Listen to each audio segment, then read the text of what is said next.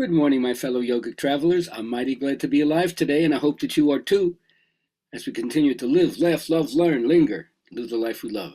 Tuesday, a little song day. Gordon Lightfoot from Canada. The lamp is burning low upon my tabletop. The snow is softly falling. The air is still within the silence of my room. I hear your voice softly calling. If I could only have you near to breathe or sigh or two, I would be happy just to hold the hands I love on this winter's night with you, and just to be alone with you. Love that song. Call me if you want to. I'll sing you the other three verses. But not now. All right. Yoga says that the cause of suffering is an ignorant identification with what is not ourself. You have to learn to isolate consciousness, the seer in his own abode. So, not having true knowledge is the source of pain. And yoga uses the intellect like a knife. It's going to cut through and suggest alternatives because it's both a philosophical and psychological subject that has a therapeutic side. It's true, but just listening to my talk, momentarily maybe you'll forget your worries, but once the show is over, you go back outside of the theater, all the problems are still there. So it's a process of unlearning as well.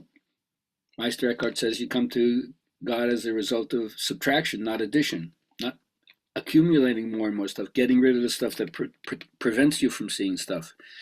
So it's like realizing that you got to disown your ego and accept the universality of the teaching. The guru is just a metaphor for what will you devote yourself to, what will you surrender yourself to, because that's where the teachings of sanity and creative energy are. Even if you don't have a lineage to surrender to, understand what they're saying. Find something to rev your affections behind and give yourself totally to that. That's like surrendering to the guru. Now remember, elders are not supposed to care in the same way as they did when they were younger. They're kind of like on the fringe of the social situation, right? The societal scene. But because they're out there, they're weird. It's the old word from Macbeth about the three witches. Your weird is your specific way of connecting to spirit. So have you found you're weird? Elders are weird. They look weird, they act weird, but they hold your attention. And then you have to understand, as Jung said, nature programs for success. There must be another reason why people are alive another 30, 40, 50, 60 years after they're old enough to have passed on their genetic material. Is it just a mere appendage? No, because the second half of life is when individuation happens. You really grow into who you are more and more. And the laws that deal with the second half of your life are not the same as the laws of the morning of your life, you could say. And there'll be a distortion of your own life energy if you don't heed this. So what is it to widen and broaden your own field so the whole spectrum of meaning becomes more conscious and visible to you? And the more you forget yourself in service of a good cause, in love with another person, giving your life to them, doing a creative work, but also in bearing your suffering with dignity, especially when it's unavoidable. Important to learn what attitude to take towards your suffering.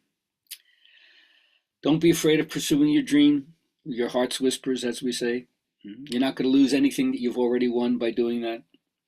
And if you don't listen to what your heart is saying, you'll never be able to keep it quiet. It's going to bug you. You can pretend it's not there, but it keeps telling you. And so you have to tell your heart the fear of suffering, whatever you might suffer if you get out on the road, it's worse than the suffering itself. The fear of it is worse than the suffering itself. And no one's heart likes to suffer. We're vulnerable, we're fragile. But if you go and search your dreams, every second is like an encounter with spirit and eternity. So understanding all that, remember the power of your thoughts. Thought is the cause and condition is the effect. Don't try to change conditions. Change the cause, which is your thought forms.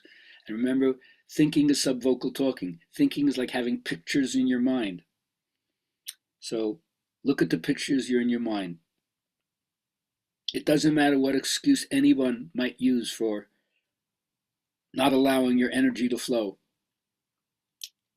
thwarting your own well-being. So practice vibrations that serve you. Don't focus on or contemplate what you don't want. Focus on good vibrations.